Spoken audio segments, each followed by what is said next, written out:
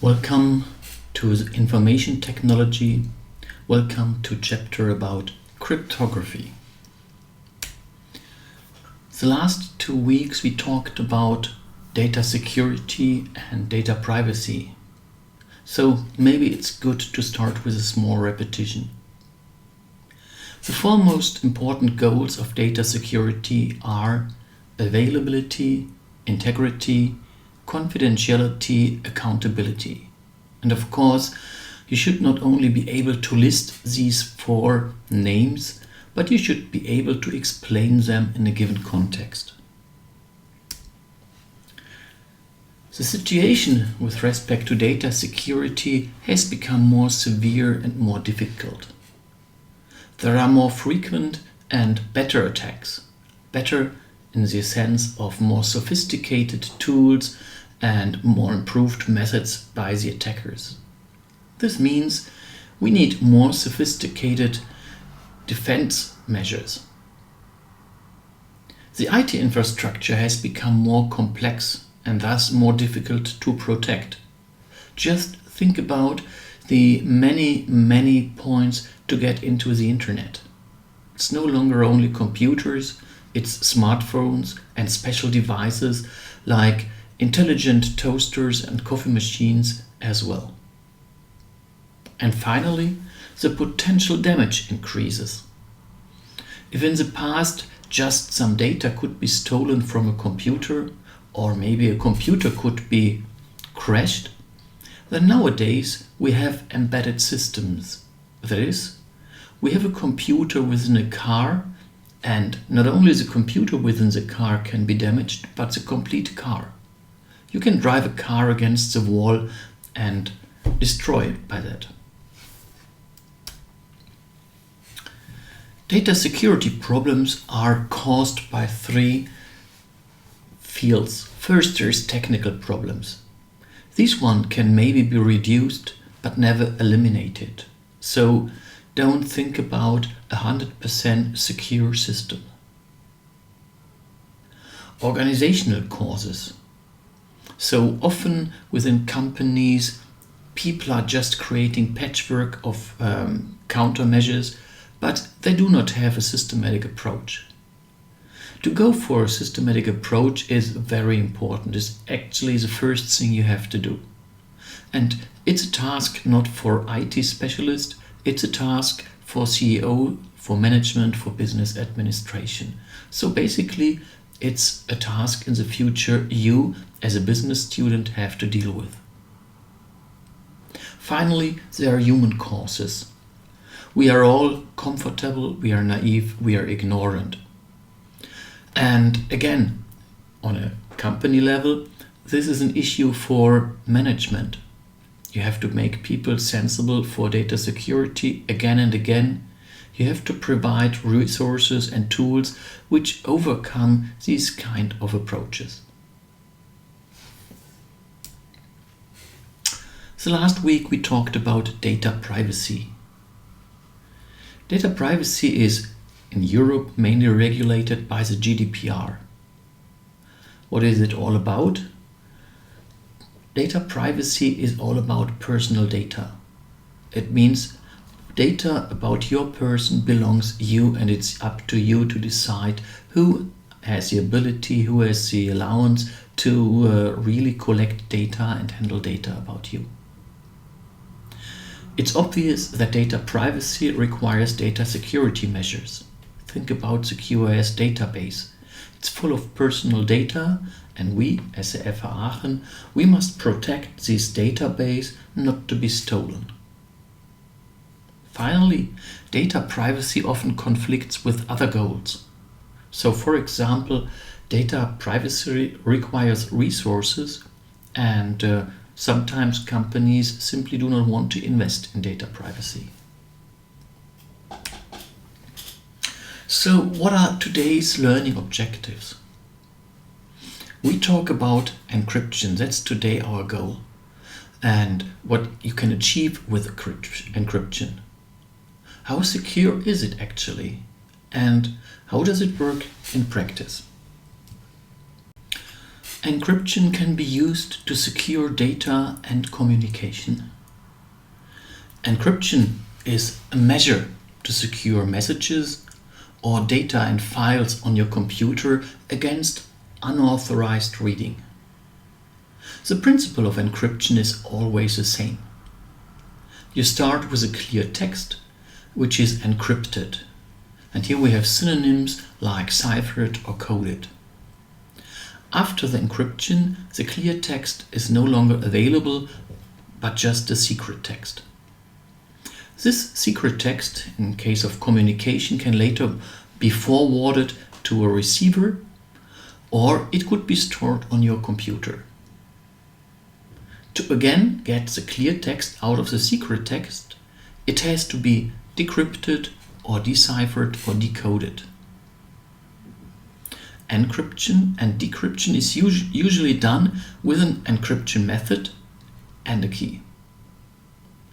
Cryptography is a science of encryption, and cryptanalysis checks the strength of a given encryption method.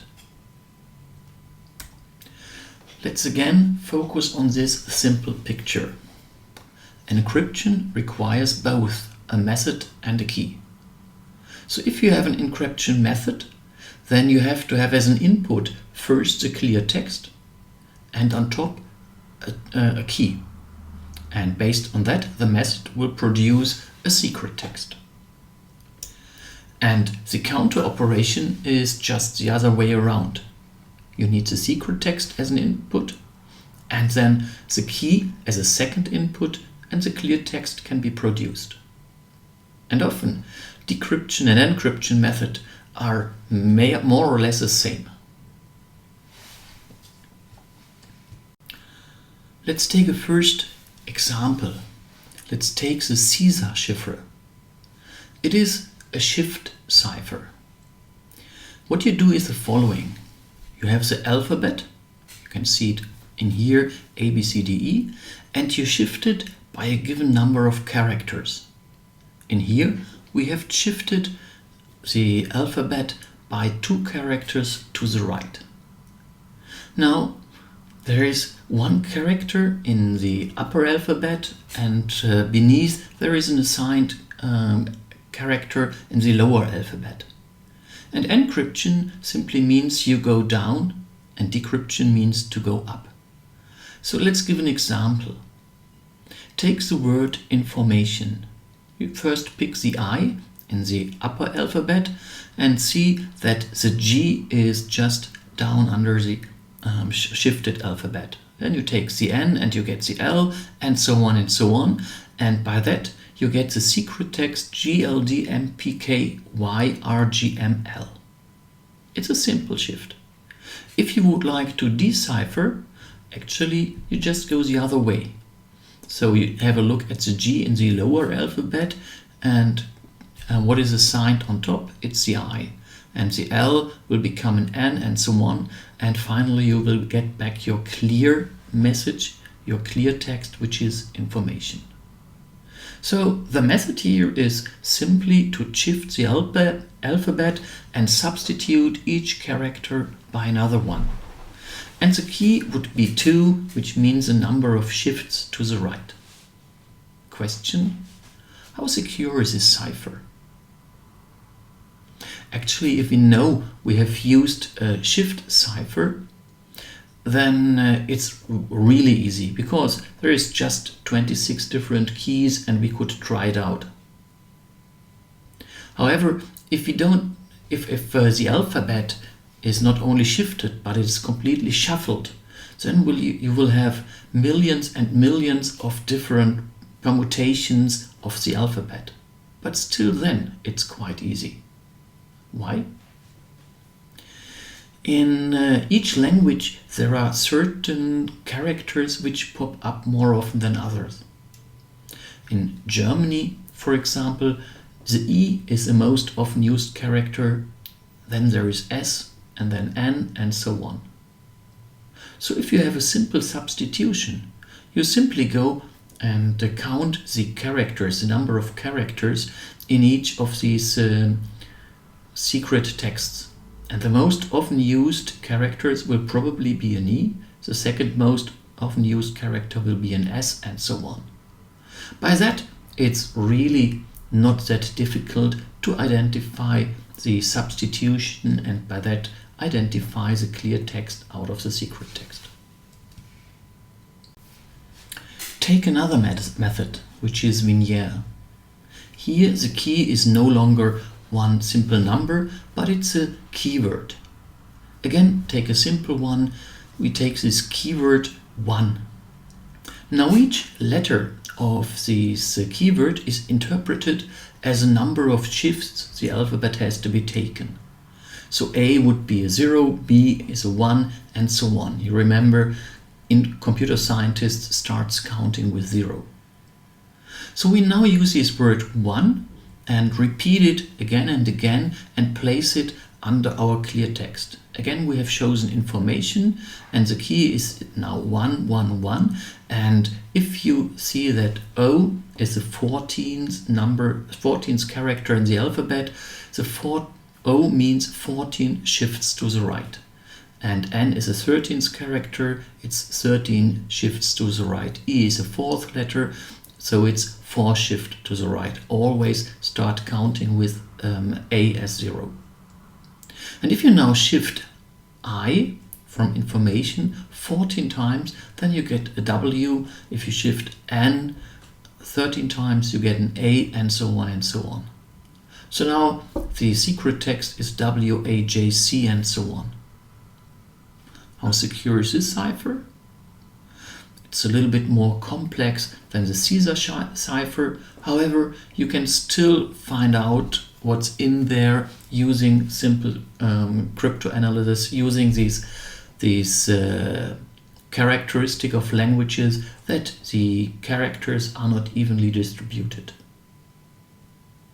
If you would like to try out this ciphering and other methods, then simply go to the following web page, cryptool.org.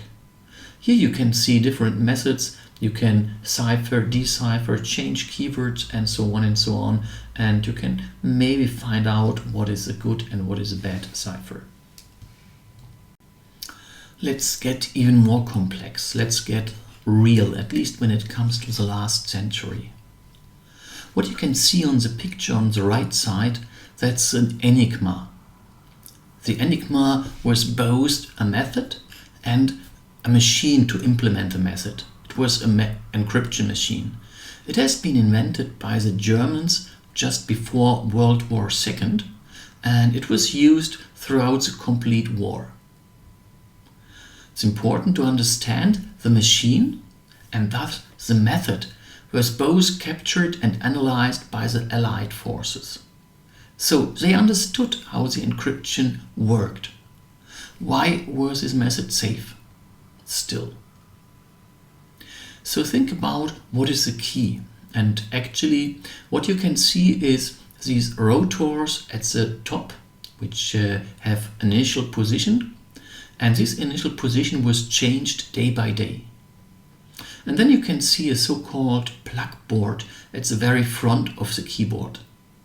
And here some keys are interchanged. For example, A is interchanged with C, D is interchanged, is swapped with Q, and so on. And again, this plug board was, the initialization of this plug board was changed day by day. So what did you do? Somebody types in a text, and then this key, for example an A, goes first through the plug board, then later on through the rotors, and comes back through the plug board, and finally ends up and on these light bulbs you can see in yellow on top of the keys. And then maybe an A is changed into a K. And what happens to the rotors? By each keystroke, the rotors will change their position a little bit. So each key is then substituted by a different approach, so to say. And the problem here by the Allied forces has been, yes, they know what how this machine works.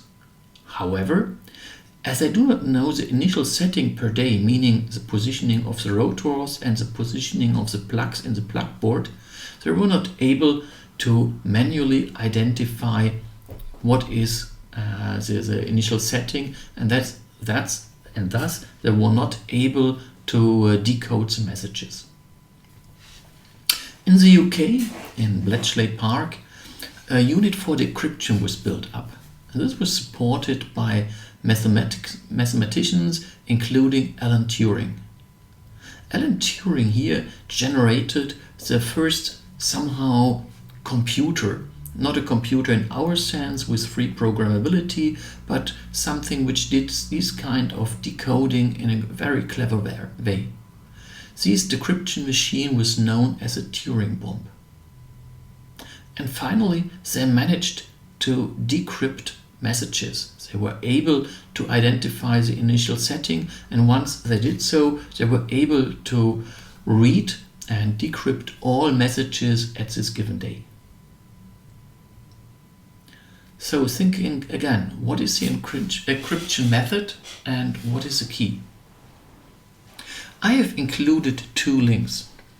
The first one is a YouTube video by Numberphile and shows how Enigma works in detail. And in a second video, Numberphile has compiled where are weaknesses in this approach and how could Alan Turing and his group work out and crack this Enigma.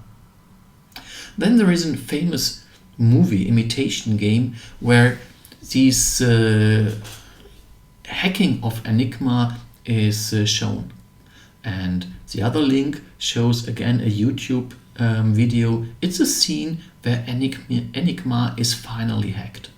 Just compare this movie with the video by Numberphile. Now there is a very important question about encryption. What is more important? Keeping the method secret, for example Vignère, or keeping the key secret, for example 1? And maybe surprisingly, the answer is keeping the key secret is a more important thing. This idea, this law is called Kerckhoff's principle. So in brief, it means the security of an encryption must depend on the secrecy of the key. It must not depend on the secrecy of the used encryption method.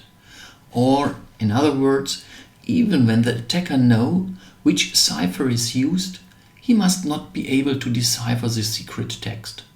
So it's exactly the situation we have had with Enigma. The Enigma machine, and thus the method, had been captured by the Allied. And the Nazis still were sure it's a safe way to encrypt messages because the Allied did not have the initial positioning that is the key. So once again, have a look on methods versus keys. The method, when we do the shift cipher, the Caesar cipher, is Caesar, and the key is a number of shifts. Or in Enigma, the method is a machine, the Enigma key is the initial position of rotors and plug board. Now, why is it important for computer science, this Kerckhoff principle? Think about, you would like to encrypt a message on your smartphone and send it to somebody else's computer where it has to be decrypted. Then of course the encryption and decryption methods should be the same in both the computer and the smartphone. So they have to somehow be standardized and they have to be implemented in operation systems, in hardware or in application software. But if they're standardized, they're publicly available to everybody. And before the communication, you simply have to agree on which method is to be used. Otherwise, if somebody deciphers the cipher with the Caesar cipher and another one deciphers with Vignère, it will not work. Now, if the methods are all publicly available, then the secrecy of a message can only depend on the secrecy of the key. So the key is the important issue here. Which method are used today? So the most important ones are DES and AES. These are modern encryption standards. Actually, DES, Data Encryption Standard, is quite old. It has been used as an official standard by the US since 1976 and it is used still up to date. So it's used for more than 50 years. DES is based on a 56-bit key. That is, there are more than 7 quadrillion keys. It is still used today in ATMs and in encryption of speech, for example, in smartphones. The very good thing about DES is it can implement it efficiently. It can be implemented even in hardware, so there are special hardware chips which do nothing else but DES. Since the end of the 90s, it's not 100% secure anymore. That's simply due to Moore's law. Using a brute force attack on a special hardware, keys can be cracked in 50 hours. As this was quite obvious to come due to Moore's law, another standard, the AES, the Advanced Encryption Standard, has been developed. And actually, the main difference is simply that longer keys can be used. So keys of length 128 or 256 bits. Besides that, it has quite similar properties compared to DES. Both methods are used until today. For example, if you make a call with a smartphone, then your speech is encrypted using DES. This way of encryption works fine if you simply would like to encrypt your data on the computer. However, in a situation of communication, you face problems. The one big problem here is the so-called distribution of keys. Just think about, you would like to send an email to me and you would like to encrypt it. But then we have to first agree on a key. So you could now send a key to me, but of course this one should be encrypted as well. So again, we have to discuss about a key to encrypt the key which we use later on for encryption, and so on and so on. So we have a real problem here if we would like to set up a spontaneous communication. How can this be overcome? For example, e-banking, here we have pins and tons, but these are regularly not forwarded using the internet, which is insecure, but in former days they have been sent in sealed envelopes. So you use a different communication channel rather the internet. Or today you have a software app on your smartphone and the same software is running in the bank, and then pins are generated in parallel on both these devices, the server at the bank and your smartphone. In both ways we have different ways how a thing works. However, these kind of things are not well suited if you would like to spontaneously set up a communication with another person. So what to do? Let's first again check what it's called symmetric encryption. Basically, this sketch summarizes what we have discussed before. We have a sender, we have a clear text. This clear text is encrypted into a secret text. The secret text is sent over the internet. It is decrypted by the receiver, and again we have the clear text which can now be read by the receiver. And for both the encryption and the decryption we have one common secret key, and actually this is a problem which we face if we would like to set up a spontaneous communication. There's another interesting way to do this, which makes use of a so-called key pair or a pair of keys. Actually, we do have two keys. The first one is a public key and the second one is a private key.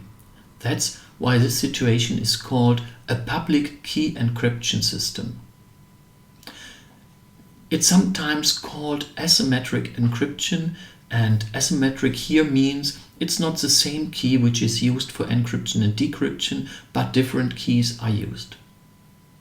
Again, it's very important to understand that both the public key and the private key belong to a key pair, so that you cannot arbitrarily pick two different kind of keys and think this would work. So how does this encryption and the communication looks like?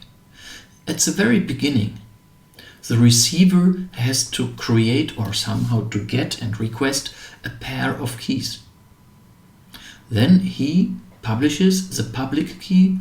This now can be open and visible for everybody.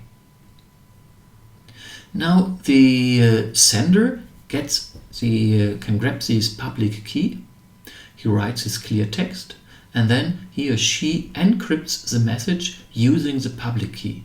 We have now generated a secret text which can be passed through the internet, and then the receiver receives the secret text. He takes his private key and decrypts the message, and again he has a clear text.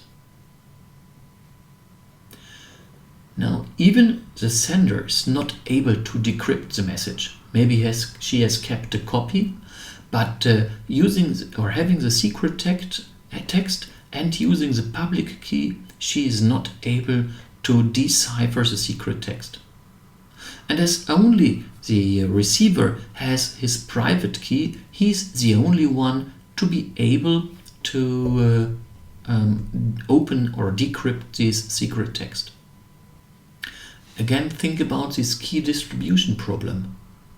Now this is solved because the public key can simply be published through any kind of channel which is open and which is insecure.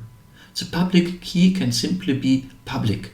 So maybe the receiver could in a first step forward this public key by email to the sender, and even if he's intercepted, that doesn't matter. This principle where you have two different kind of keys, one for encryption, the other for decryption, is called asymmetric encryption. And if one of these keys is public, this is called public key encryption. The problem of key distribution is solved, nearly solved. We'll talk about this incident a little bit later on. So even if the attacker knows the public key, he or she is not able to decrypt the secret message, as a private key is required. The best known method for public key encryption is RSA, according to the developers of this method, Rivas, Shamier and Edelman. It is regarded as to be secure up to now. And then there is two different implementations. The first and still most important one is PGP, an abbreviation for Pretty Good Privacy. This was open software for a quite long time, but then some company took it over. However, the last open version has been used still then and under a new name, which is GPG, GNU Privacy Guard. So the content of both from PGP and GPG are basically the same. Again, how does it work? Usually Alice and Bob are used as a famous couple, as a famous pair in encryption. So now assume Alice and Bob would like to use this asymmetric encryption. Then Alice starts to create or to request two keys, a key pair. So how it is done? Basically, this method RSA is based on number theory and on mathematics. So Alice takes a very, very big random number. You can see here's a 52ED. It's simply a hexadecimal number. She uses a special key generation function, and this key generation function creates now two keys. Alice's public key and Alice's private key. And once again, it is important to understand that these both keys form a key pair, and only these keys work together. The public key is now published by Alice. For example, she can place it on her website, or she can send it by email to each and everybody. Now, Bob would like to send a secret message, a message where he requires confidentiality, to Alice. He takes Alice's public key, he writes her message, "Hello Alice," and then he uses the encryption function, and the clear text and the public key of Alice both go into the encryption function and create a secret message, 6EB69 and so on. This secret message can now be sent through the internet. And each and everybody can get the secret message, and although each and everybody can get hold of Alice's public key, the key is simply public, nobody is able to decrypt it. Not even Bob is able to decrypt the message. Alice receives the email, and Alice is the only one to have her own private key, to have Alice's private key. And using this key, she is able to decrypt the message. And again, she has the clear message, "Hello Alice." So let's think about which data security goals can be achieved here. Confidentiality? Yes. Only Bob, when he writes the email, and later on Alice, when she decrypts the email, are able to read the message. You can only decrypt the message if you have the private key, and Alice is the only one to have her own private key. How's about integrity? Yes, integrity is reached as well. If Alice is able to decrypt the message, then she knows that the message is complete and unchanged. If just a single bit would swap from a 0 to 1 or would be deleted, then Alice would simply not be possible to decrypt the message. So when she is able to encrypt her message, when she is able to decrypt the message, then she knows everything is fine. How's about accountability? Does Alice know that really Bob has sent her the email? No, that's not guaranteed. Somebody could fake the identity of Bob, and as Alice's public key is simply public, he or she could then fake Bob's email, and Alice's simply does not know if the sender really has been Bob. So accountability is not guaranteed. And availability? Availability has still the same problem as before. The email could simply be hacked, deleted, whatever, and not show up at Alice's place. So you cannot guarantee that the email gets through. It's quite funny or interesting to see that keys can be used in an other way around. So you can sign actually an email. So again, look at the following situation, which is quite similar, but not exactly the same as before. So still, Alice has created her pair of keys, but now Alice is writing an email to Bob, and this email contains a contract, and she wants to be sure that this is unchanged and that this email is really signable to her. So what is she doing? She's writing the email. She's now encrypting the email with her private key. Again, a secret message is generated, DFCD and so on, and sent to Bob. Bob is now able to decrypt the message using Alice's public key. And Bob can see now the clear text, "I will pay $500. Again, think about which data security goals are achieved in this situation. confidentiality? No. Anybody who gets hold of this secret message can take Alice's public key, because it's simply public, and can decrypt the message and see what Alice has written to Bob. Integrity? Integrity is achieved due to the same reasoning as before. If the message is decryptable by Bob, then you know it is complete and unchanged. So it's not possible to, for example, exchange the 500 by a 5,000 and change the contract. In this situation, Bob would note simply because the email is not decryptable. How's about accountability? Yes, accountability is achieved right now.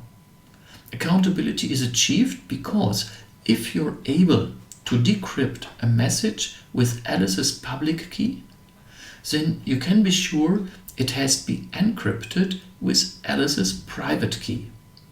And as Alice is the only one who has her private key, you know the email is by Alice. So in this situation, integrity and accountability are reached. Availability again not. Why? Because an email can simply be deleted on the way. Is it possible to have maybe accountability and confidentiality at the same time? Yes, that's possible as well, but this situation is a little bit more complex. It requires that both Alice and Bob do have a key pair. And then the message has to be encrypted twice and decrypted twice, and think about which keys have to be taken where and why the message is then first confidential, second integrity is reached, accountability is reached, but still availability is an open issue. These methods sound quite complicated, but how does it look like in practice? So the complicated part is most often to either create or to request key pairs. The handling of key pairs and the encryption and decryption of messages in emails is really easy. Let's have a look. You can take, for example, a special software like GPG for Win. Win stands for Windows, and you can create a key pair by your own.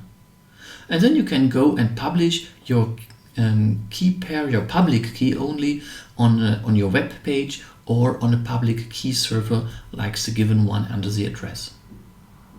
On the right side you can see there is a web page, there's some kind like information about this person, and if you click on encryption key you can see that really the key is quite long. The key starts with myQGI and ends with KNB at the very end.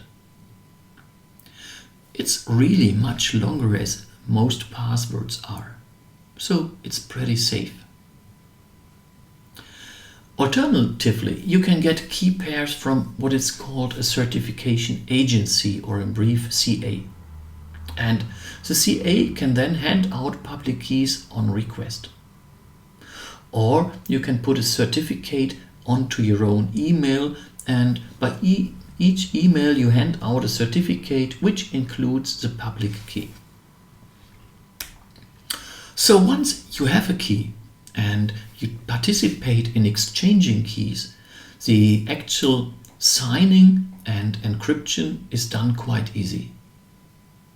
What you can see here is a screenshot of Outlook, but it works with other email applications like Thunderbird as well.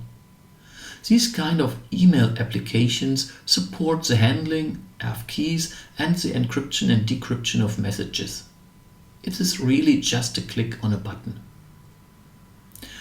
Web-based email clients like Gmail, GMX, Hotmail and so on sometimes do not support this option. So this is one more reason to use a real email application.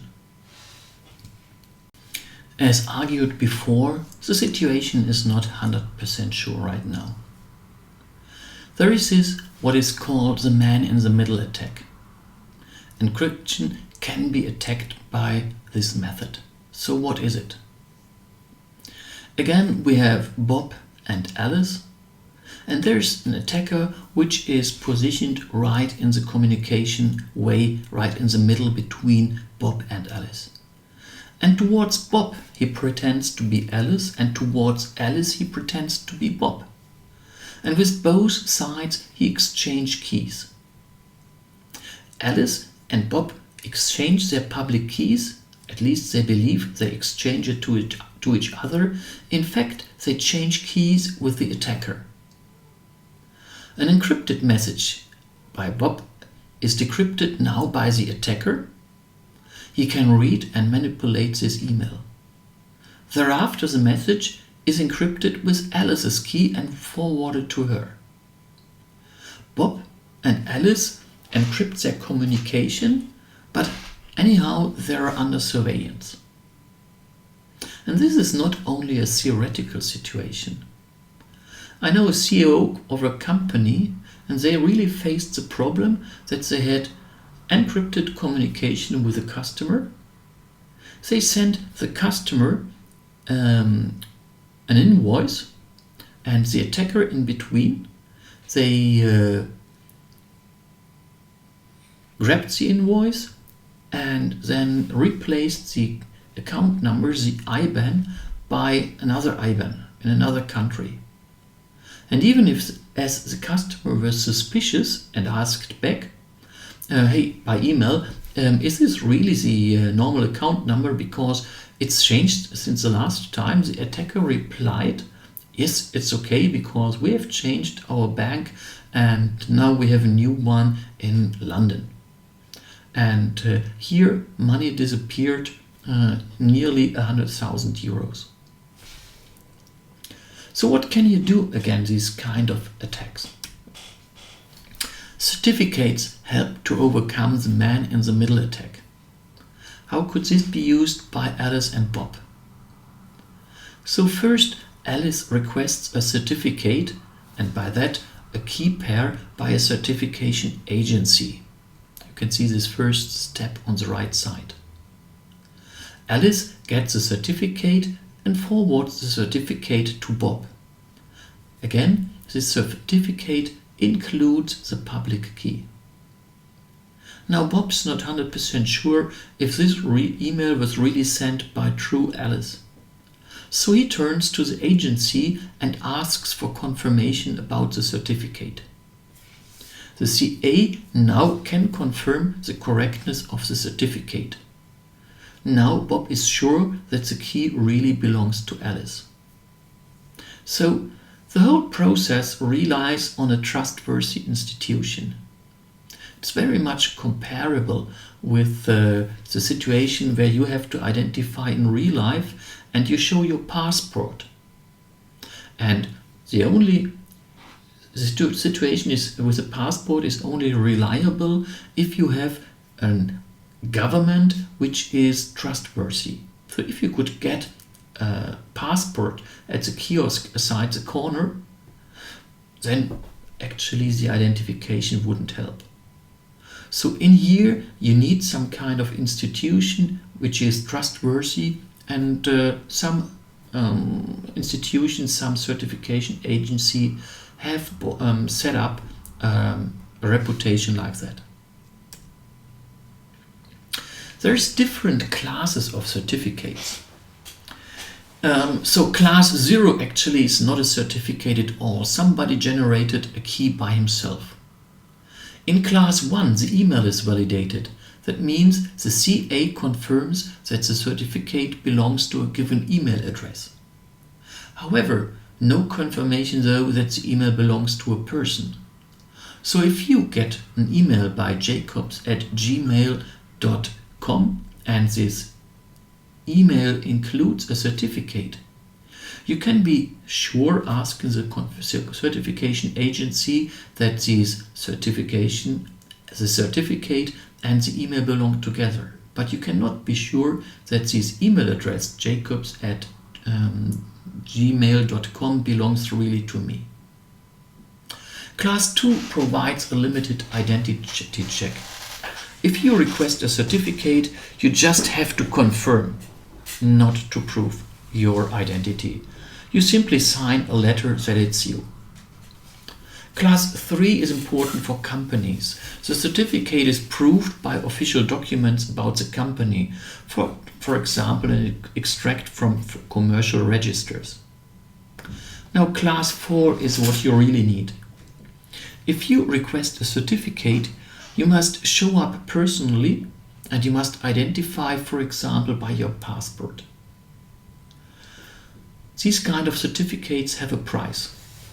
A simple certificate for Class 1 is about 20 euro. A Class 4 certificate costs 50 euro. By the way, at the FH Aachen, you can get a Class 4 certificate for free, as long as you're a student or a member of the FH Aachen. So how does it look like? If you get an email by me, you will see a certificate which is attached. You can see it by the seal. If you click on the seal, the red seal, then it should open. Important, these certificates are only attached by real emails, not by mails sent by campus. Now, if you click on this certificate, you can check by whom the certificate is registered. In here, you can see it's by the DFN Global Issuing CA. How long it's valid? This one is valid until August 2025. To whom the certificate was assigned, that's me. And how the public key belonging to the certificate looks like. You had to scroll down in here and then you would find the public key. These kind of certificates are not only used for emails. They're used as well to make sure that a certain web server really belongs to an institution. So for example, a certificate is assigned to the web server at the FH Aachen. And basically your client checks if this certificate is real. So here you can see a screenshot which is a little bit older. You can see that the validity of this certificate has ended in 2019. But the principle is basically the same, and we have now a new certificate, but again, it's more or less the same as has been done, or as you can see in here. Let's have a look on a slightly different situation. How can we secure communication in the internet? If you would like, for example, to do a transaction at your bank, do you have a pair of keys to exchange? Or do you know the keys of the bank? This situation happens quite often, so another approach is used in this situation. Actually, you might have observed that there is no longer HTTP, but HTTPS used in these kind of situations. And the S stands for secure. But how is security provided? There is what it's called a Diffie-Hellman key exchange. So somehow the two parties, you as a client and the bank as a server, exchange information to somehow generate a key which is not visible to others. So how it is done? Each party, you and the bank, create a secret key which is used just once.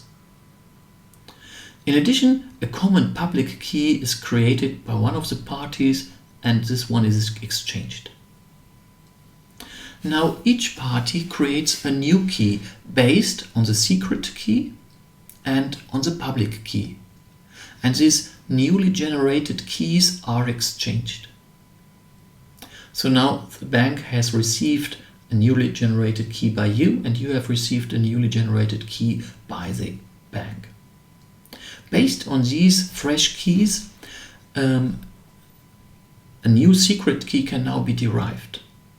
You take your input by the bank and again take your secret key from the very beginning and generate a new key. And the bank is doing the same thing, and wow, now both have generated the same key.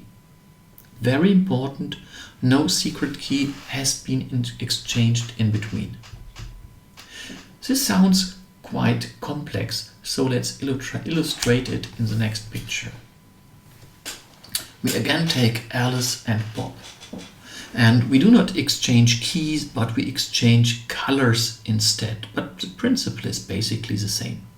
So first, a common color is either generated by Alice or Bob and exchanged to the other person. Then both Alice and Bob generate a spontaneous secret color. So Alice takes red, Bob takes green. And they mix these colors. Alice mixes yellow, the common color, and red, the secret color, and gets some kind of whatever color.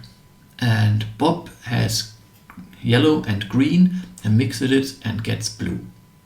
Now these new mixtures are exchanged. So Bob gets this strange color by Alice, and Alice gets this blue color by Bob. And now the mixture continues. Alice mixes the blue color with the red color and gets this brown color at the bottom. And Bob takes the strange color by Alice and the green and mixes it and gets the same color. Now, very important, the secret colors red and green have not been exchanged.